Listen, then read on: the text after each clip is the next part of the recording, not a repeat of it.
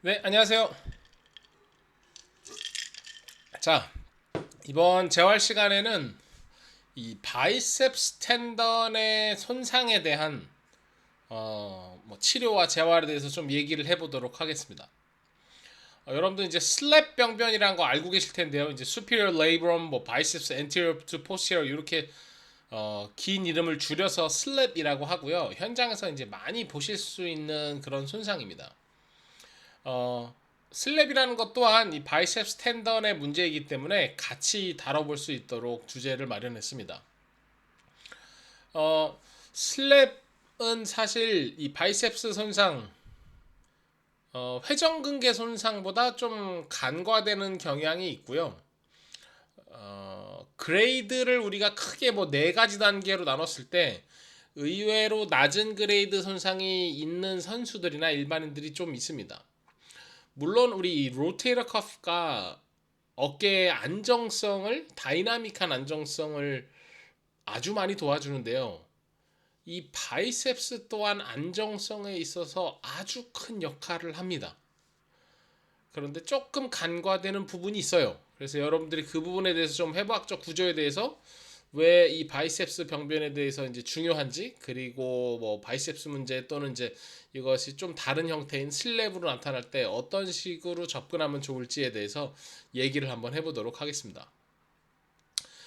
자, 이 Rehabilitation for Biceps Tendon Disorders and a Slip Lesion, 말씀드렸듯이 Biceps Tendon Disorder 그리고 바이셉스 상단 쪽으로 해가지고 프레잉이라거나 아니면 이제 찢어지는 현상 이런 것들이라는 건 이제 슬랩이라고 하는데요. 물론 바이셉스에서 이제 프락시멀 또 디지털 바이셉스가 얼마든지 다칠 수 있습니다. 또 슬랩이 일어날 수도 있고요. 이런 것들이 어깨 통증 그리고 디서빌리티가 얼마든지 디서빌리티 갑자기 한국말로 생각하니까 어빌리티에 디스니까 갑자기 한국말이 기억이 안 나네요. 이 뭐 기능 장애 그쵸? 이런 것들이 이제 제대로 처치가 되지 않을 때 제대로 재활이 되지 않을 때 문제가 발생할 수 있습니다. 그래서 이제 통증도 있지만 뭐 불안정성 같은 것들이 발생할 수 있는데요. 그거에 대해서 좀 자세하게는 좀 이따 말씀드리도록 하겠습니다.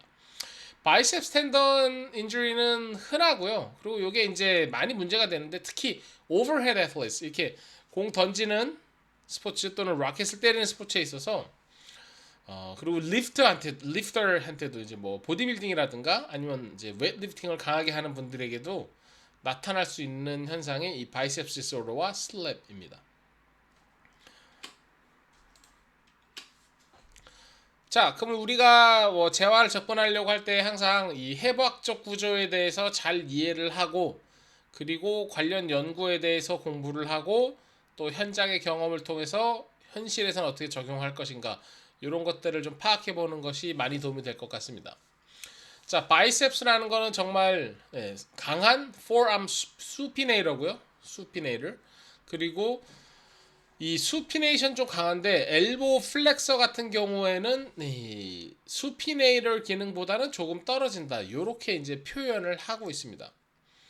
More active with flexion in supinated than pronated forearm. 프로네이시 된 상태에서 엘보 플렉션 하는 것보단 수피네이션 된 상태에서 엘보 플렉션 하는 거에 훨씬 더 액티브 하고요. 그래서 우리가 이제 바이셉스를 쓴다라고 할 때 보통 수피네이ted 된 자세에서 우리가 엘보 플렉션을 하는 그런 식으로 이제 바이셉스 운동을 하게 되죠. 이 바이셉스 롱 헤드 같은 경우에는요. 휴머럴 헤드를 anterior superior 디렉션으로 안정을 유지해 줍니다. 이렇게 보시게 되면 바이셉스의 롱 헤드 텐던이 쭉 따라 올라가게 되죠. 그러면서 코라코 휴머럴 이 코라코 휴머럴 리거먼트가 있고요. 트랜스버스 휴머럴 리거먼트가 있죠. 그리고 바이시피탈 그루브가 있습니다. 그래서 이 사이로 쑥 들어가요. 뭐 바이셉스는 여기 있는데 숄트헤드 바이셉스 같은 경우에는 코라코이드 프로세스로 들어가고 롱헤드 바이셉스 같은 경우에는 갑자기 방향이 꺾입니다. 그런데 뼈가 안으로 들어가 있는 그루브가 있고요. 리거먼트들이 있어서 안정적으로 소프티슈들이 이 위치를 고정시켜주고요. 역학적으로 발생하는 힘이 이러한 해부학적 구조로 인해서 갑자기 방향이 샥 바뀝니다.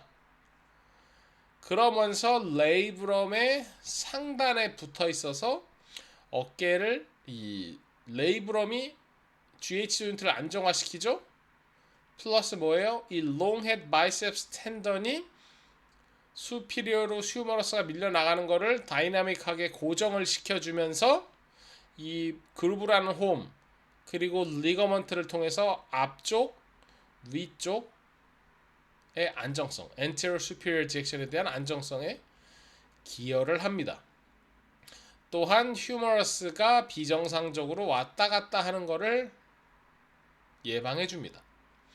자, 여러분들 뭐 다 아시겠지만 이 스캐플라의 글레노이드가 휴머러스 헤드보다 크기가 작아서 볼 앤 서켓 조인트가 볼이 훨씬 더 큰 형태로 돼 있어서 무버블 하지만 움직임은 잘 나오지만 안정성을 희생한 관절에 해당합니다. 뭐 그렇기 때문에 우리 이 인간이 뭐 팔을 또 다양하게 쓸 수 있는 그런 장점도 있겠지만요. 그래서 이 하드웨어적인 안정성이 떨어지기 때문에 소프트웨어적인 이 소프티슈들의 안정성이 어깨에 있어서는 정말 중요합니다. 그래서 레이브럼도 있고 레이브럼 위에 상단에 롱헤드 바이셉스 텐던이 달려 있으면서 롱헤드 바이셉스 텐던이 휴머러스를 자기 자리에 프레셔를 시켜주고요. 그 다음에 움직임이 일어날 때 휴머러스를 자기 자리로 버틸 수 있는 역할을 도와줍니다. 그러한 역할을 해주고요. 플러스 회전근개가 안정적으로 휴머러스가 같은 자리에서 움직이면서 밀려나가지 않는 마이그레이션 되지 않는 형태로 고정을 시켜줍니다. 자, 요러한 문제, 그러니까 요러한 기능이 있는데 이 어깨 관절 같은 경우에 특히 abduction, external rotation이 일어날 때 불안정해지는 경향이 있습니다. 그런데 재밌는 게 이러한 overhead throwing athlete, 그쵸? 또는 이제 웨이트리프팅 하는 사람들에 있어서 불안정한 자세를 만들어서 그 운동을 하게 됩니다. 그러면 이 사실 하드웨어만으로는 절대로 이 불안정한 각도에서 어깨를 안정적으로 운영할 수가 없습니다. 그래서 로테이터 커프들도 subscapularis, supraspinatus, infraspinatus, teres minor 플러스 teres major, 로테이터 커프로 분류되고 있지는 않지만 그리고 long head biceps tendon, labrum, labrum 우리가 소프티슈라고 할 수는 없겠지만요. 이러한 소프티슈들이 어깨가 다이나믹하게 움직이면서 센터를 잘 잡을 수 있어서 안정적으로 움직일 수 있게 만들어줍니다. 자, 그런데 로테이터 커프도 또 이 롱헤드 바이셉스 텐던 자체도 데미지가 있을 경우에 이 바이셉스에 문제가 있다, 뭐 슬랩이 있다 이럴 때 안정성에 기여하는 능력이 떨어지게 되고요. 관절의 불안정성을 유발할 수 있습니다. 그리고 여러분들이 어깨가 이제 전방 탈구되는 게 가장 흔한데요.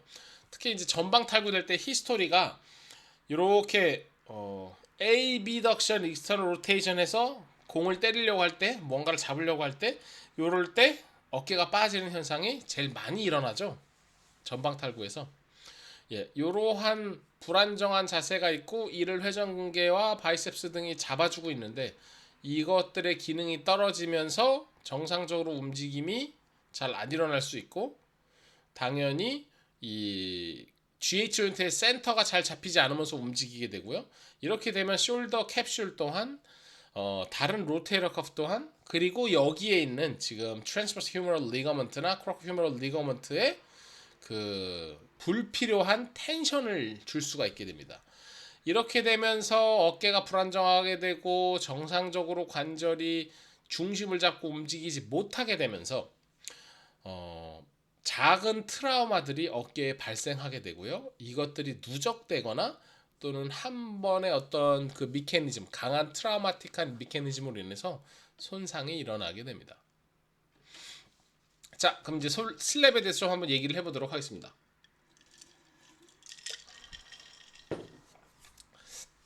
자, 바이셉스 텐던이 롱 헤드가 따라오고요. 그쵸? 여기 코라코이 프로세스가 있네요. 실제로는 숏 헤드도 이렇게 들어오겠죠. 글레노이드 파사가 좀 작으면서 글레노이드 레이브럼이 붙어 있는데요. 이렇게 이제 바이셉스 텐던이 강하게 자꾸 당겨지는 현상에 의해서 프레잉이라고도 표현하는데요. 또는 이제 wearing out, worn tissue of biceps tendon and labrum. 이렇게 long biceps tendon이 계속 당겨지게 되면서 틀어지는 현상이 발생합니다. 마치 여러분들이 쇼핑백을 들고 가는데 뭘 많이 사가지고 쇼핑백 들고 있는데 손잡이가 질 늘어나는 현상, 이런 현상으로 인해서 바이셉스가 데미지를 있습니다. 자, 요 정도를 이제 그레이드 1이라고 표현을 하고요. 요런 케이스 같은 경우에는 보통 비수술로 요 부분에 힐링을 유도하면서 바이셉스의 이센트리 운동, 스캐플라의 안정성 운동을 통해서 회복을 시켜줍니다. 자, 그런데 이 타입 2로 오게 되면요.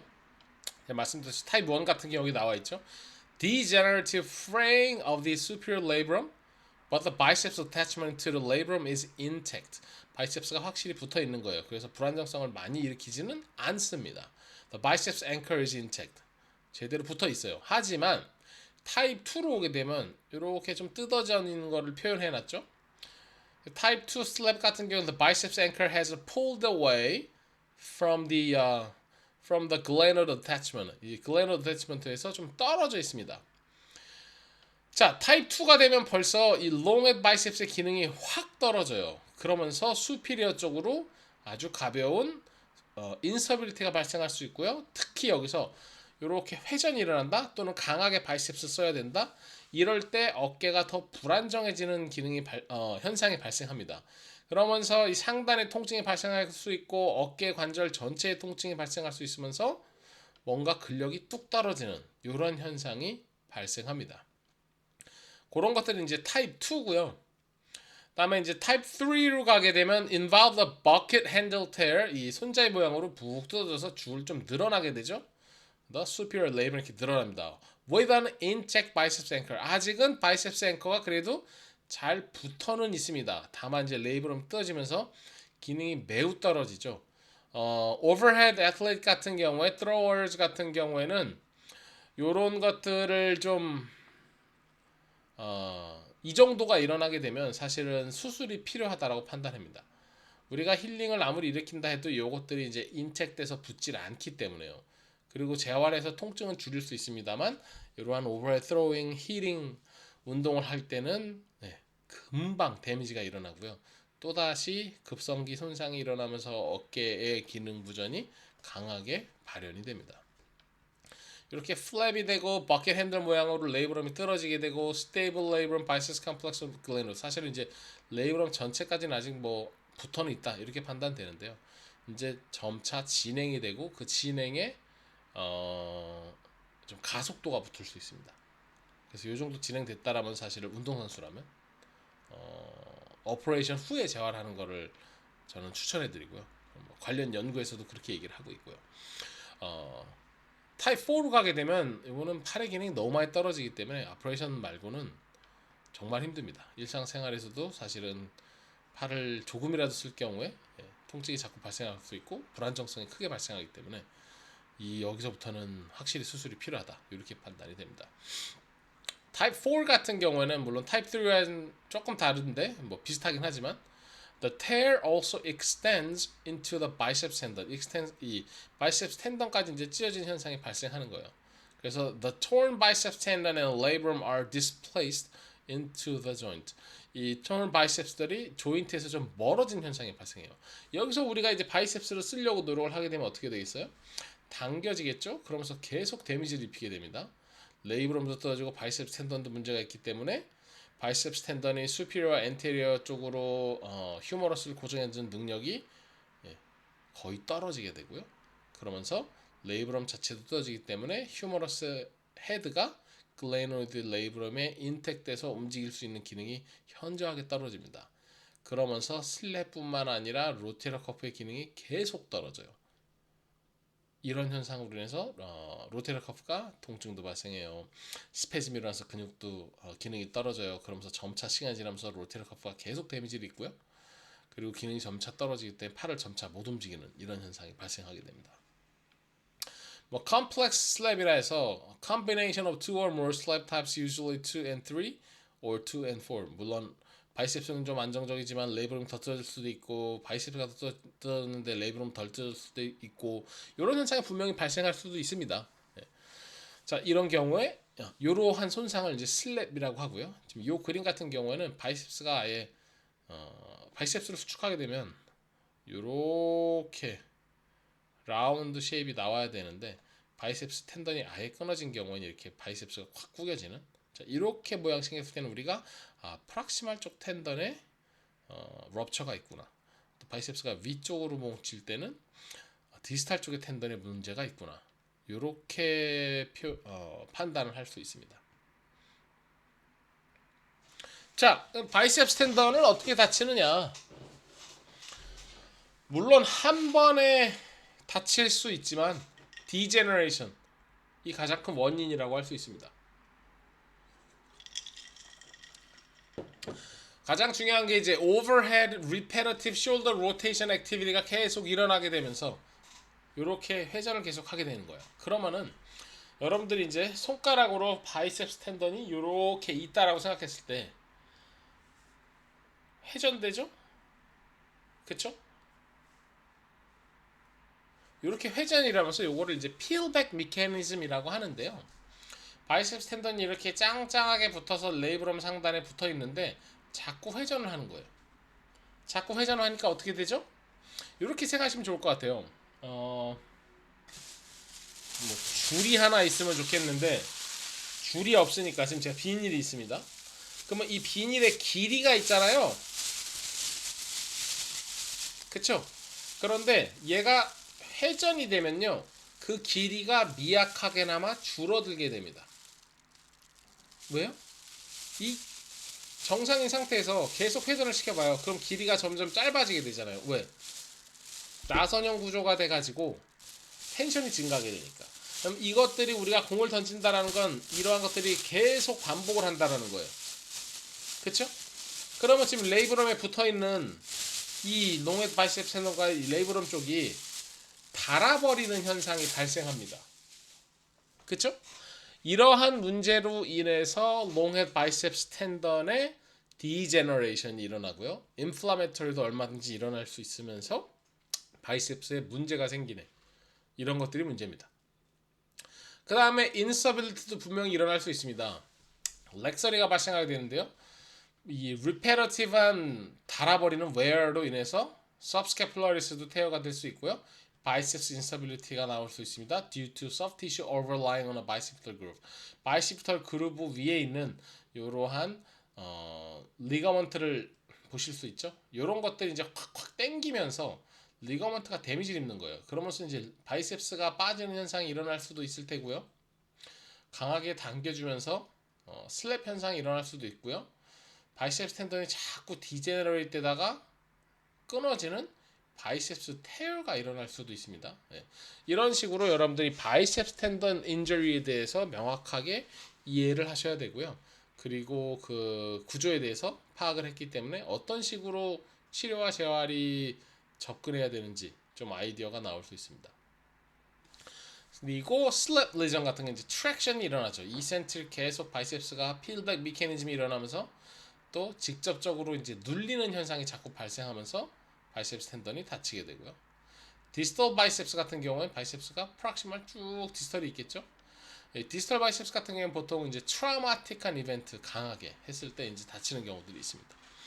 여러분들이 종종 보시게 되면 이제 이게 뭐라고 하죠?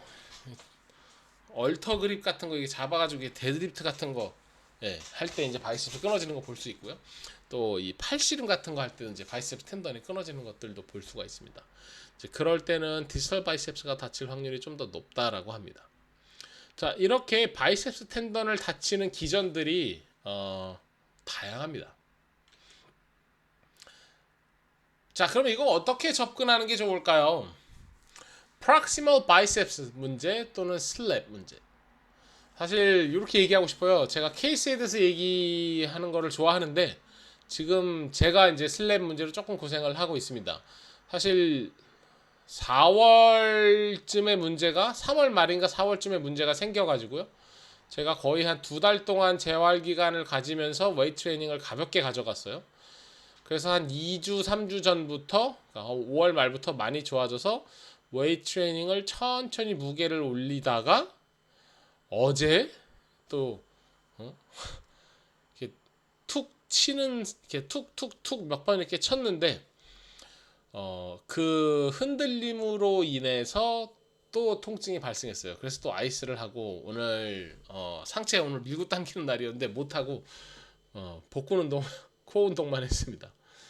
아쉽네요. 네, 지금 아이스도 하고 싶어요. 지금 아주 가벼운 그 inflammatory response에 의한 통증이 좀 느껴집니다. 어디까지나 이러한 프락시말 바이셉스 문제 또는 슬랩 문제. 저도 이제 슬랩이 있거든요. 이 예전에 휴머러스가 위로 살짝 밀려 나가면서 휴머러스가 밀렸죠. 그러면 바이셉스가 이렇게 돼서 레이블에 붙어 있어야 되잖아요. 쭉 밀리면서 바이셉스가 탁 다친 겁니다. 그러면서 레이블함이 가볍게 다쳤어요. 그래서 저 같은 경우는 그래도 1 또는 2 정도라고 판단할 수가 있습니다. 뭐 수술 안 하고 지금 버틴 지 10년 넘었고요. non operative로 접근할 때 초반에 레스트가 필요합니다. 그리고 재활이 아니고 일상생활 쪽에서도 뭐 물건을 이렇게 무거운 물건들 또는 뭐 가벼운 물건도 계속 들고 있으면요. 사실 바이셉스 이 슬랩 문제를 더 악화시킬 수가 있어요.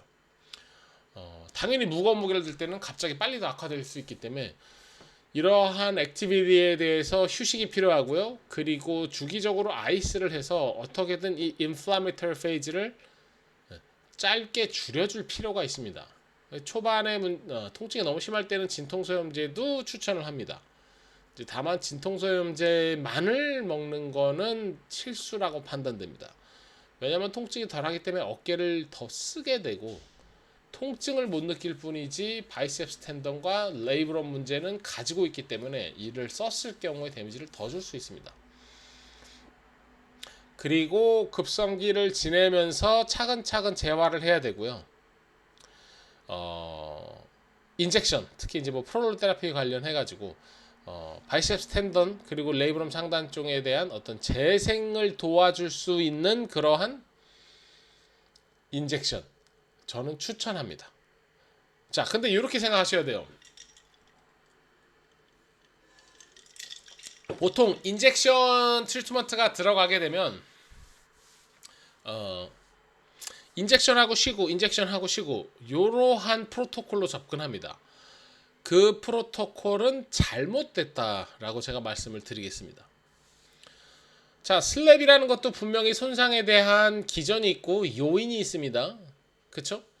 예, 물론 우리가 어떤 힐링을 좀 더 강조할 수 있는 주사 치료가 들어간다라고 하면 분명히 바이셉스 재생에 있어서 아주 도움이 됩니다.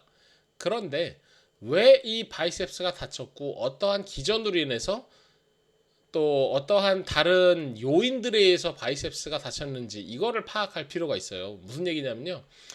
주사로 재생만 시켜놓고 바이셉스 텐던이 좋아진들 결국 그 바이셉스를 공격하는 요인들이 그대로 있기 때문에 결국은 또 다친다라는 거죠. 그래서 제 결론은요. 주사를 맞지 말라 이것도 아니에요. 그리고 제 말씀드린 건 주사 맞되 그냥 휴식만 하지 말고 여기에 적절한 재활이 계속 들어가고 슬랩이나 프락시멀 바이셉스 텐던의 문제를 일으키는 요인들을 평가를 하셔가지고 재활 운동에 같이 들어가셔야 됩니다. 그랬을 때 이 슬랩을 재활시키는 재활하고 회복을 시키는 데 있어서 큰 도움이 될 수 있습니다. 저도 지금 살짝 후회를 하고 있어요. 이게 제가 재생 주사를 맞고 재활이 같이 들어갔으면 훨씬 속도가 빨랐을 텐데 뭐 학기 중이라 사실 뭐 그닥 외부 활동에 시간을 좀 최소화시키려고 하다 보니까 좀 뭐 핑계 같지 않은 핑계가 있는데요. 방학 때 좀 그렇게 해야 되지 않을까 이렇게 생각이 됩니다. Non-operative treatment가 이제 바이셉스 텐던 인스터빌리티가 often unsuccessful after 6 to 8 weeks of conservative treatment. 이 바이셉스 텐던 인스타빌리티 문제가 있는 경우들이 한 6주에서 8주 정도가 걸리고요. 이게 성공률이 상당히 낮은 편이다. 이렇게 얘기를 합니다. 저도 거기에 대해서 인정을 합니다. 확실히 재활을 접근하는 부분에 있어서도 좀 부족하고요. 이 바이셉스 텐던이라는 게 정말 많이 쓰입니다. 그렇기 때문에 조금 좋아지면 또 쓰게 되고 안정적으로 못 쓰게 되고 이러면서 자꾸 서버큐 형태를 만들게 되고 재생에도 문제가 생기게 되고 이러한 문제가 있습니다.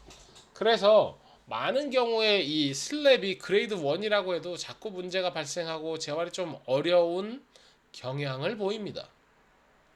재활할 때 분명히 이제 통증을 계속 모니터하면서 어떠한 현상에 어떠한 뭐 각도에서 통증이 나온다. 당연히 바이셉스 컬 동작이나 바이셉스 힘을 주는 동작이면 통증이 나오겠죠. 또 오버헤드 이런 모션이 나오면 통증이 더 나오겠죠.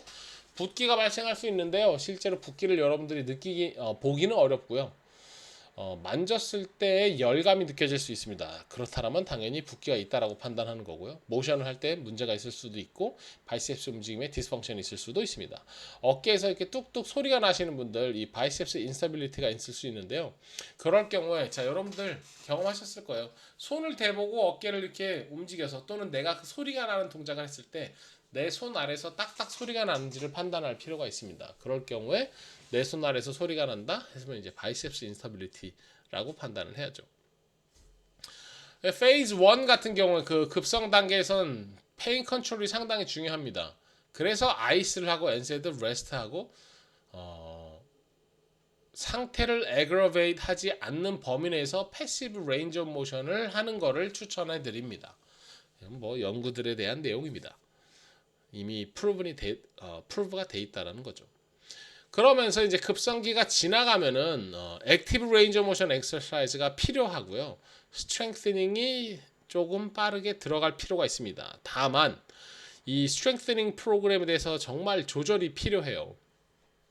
왜냐면 애그러베이트 시킬 수 있거든요.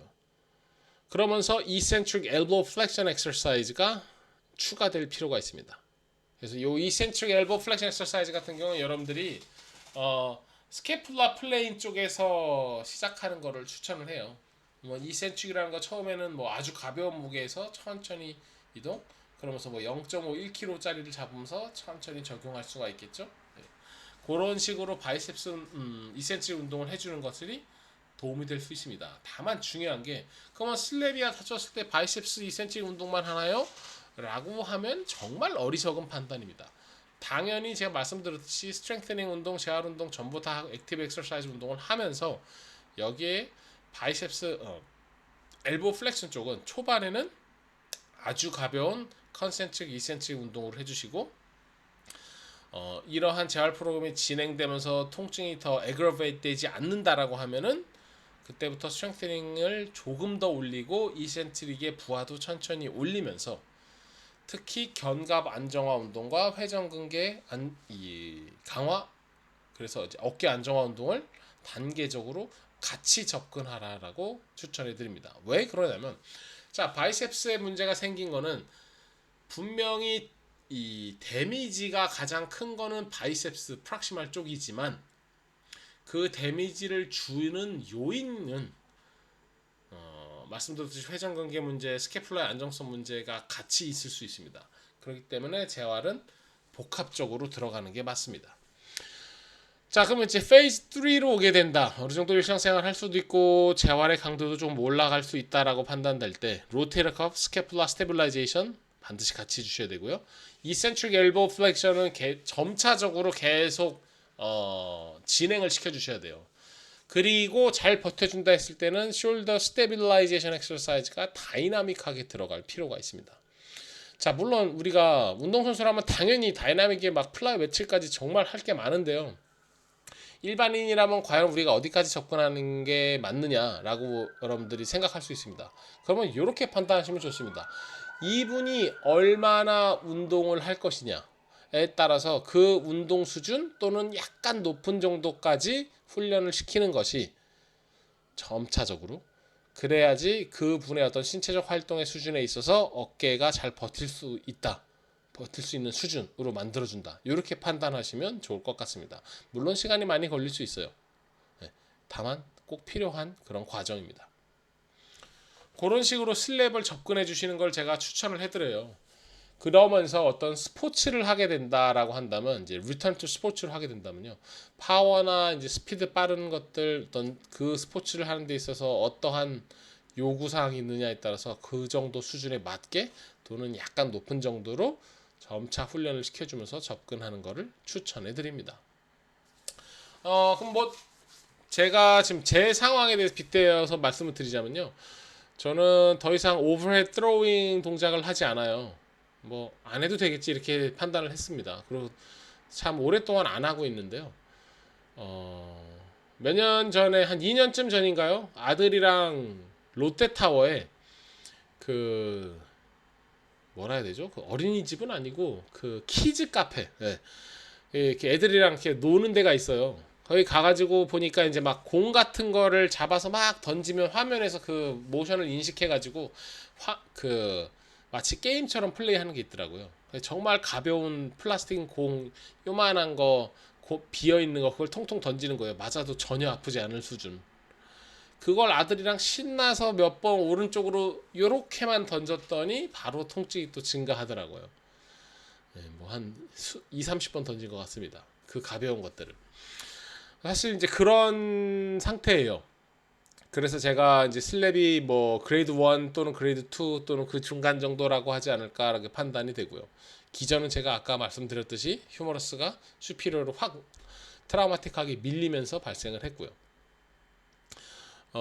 이제 그렇게 하다 보니까 제가 차근차근 재활을 했습니다. 이제 저 같은 경우도 이제 안정성 운동, 견갑 운동, 그다음에 견갑 안정성 운동, 회전근개 운동을 계속 진행을 했고요. 운동 끝나면 아이스를 계속 했습니다.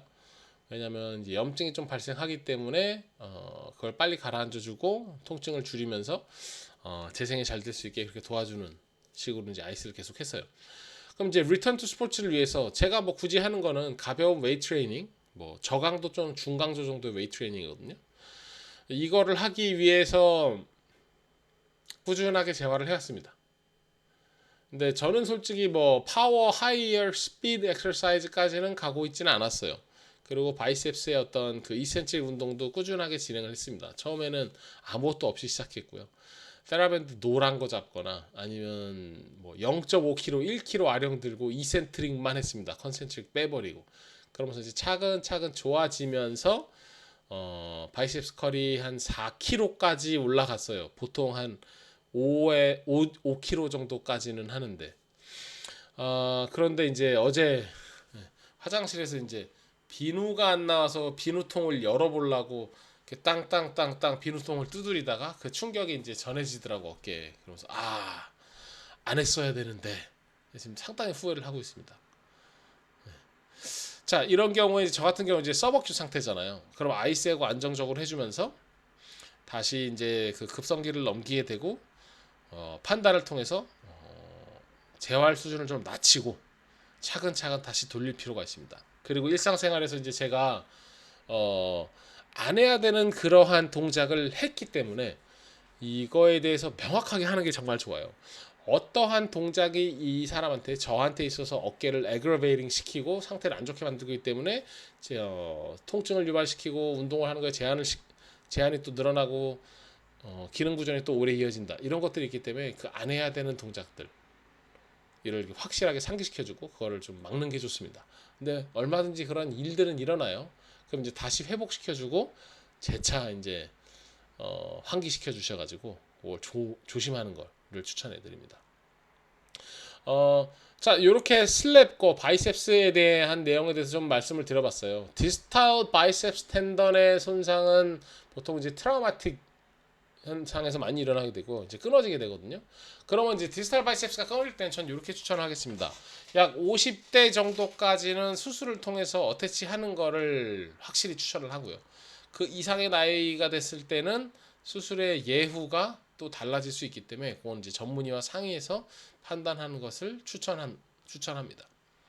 당연히 이제 수술을 하게 되면 회복하고 재활하는 그 과정에서 많은 시간이 걸리고 재활을 잘 할 필요가 있고 또 모달리티를 충분히 이제 섞어 주셔가지고 효과를 좀 부스트업 시킬 필요가 있습니다. 자, 이런 식으로 슬랩에 대해서 좀 얘기를 해보고 재활에 대해서 한번 얘기를 해봤어요. 아주 자세하게 제가 프로그램을 드리는 것보다는 이 개념에 대해서 좀 말씀을 드리려고 노력을 했고요. 여러분들 슬랩을 현장에서 다룰 때, 뭐 특히 이제 야구 선수들 컨디셔닝 한다거나 또는 일반인들 재활 들어갈 때, 여러분들 어깨 손상 평가 수업 때 기억하시죠? 이 슬랩을 검사하는 바이셉스 로 테스트 같은 경우에 상단 촉진도 해보고요. 기전에 따라서도 판단해 보시고요. 그래서 슬랩이 있을 수 있다 없다 이런 거 판단해 주시고 여기에 대해서 접근해 주는 것들 꼭 추천해 드립니다. 그리고 말씀드렸듯이 생각보다 unsuccessful 해요. 이 이유는 일상생활에서의 문제, 그리고 프로그램의 문제, 그리고 모달리티 적용의 문제, 그리고 얼마나 슬랩이 진행되는 것을 확인하지 못하는 문제, 이걸로 인해서 회복이 조금 어렵다라고 판단됩니다. 플러스 가능하다라고 하면은 숄더 서전이나 아니면은 이제 그 바이셉스 텐던의 어떤 힐링과 관련된 그런 인젝션을 맞으면서 재활을 같이 연계한다면 훨씬 더 좋은 효과가 있지 않을까 판단이 됩니다.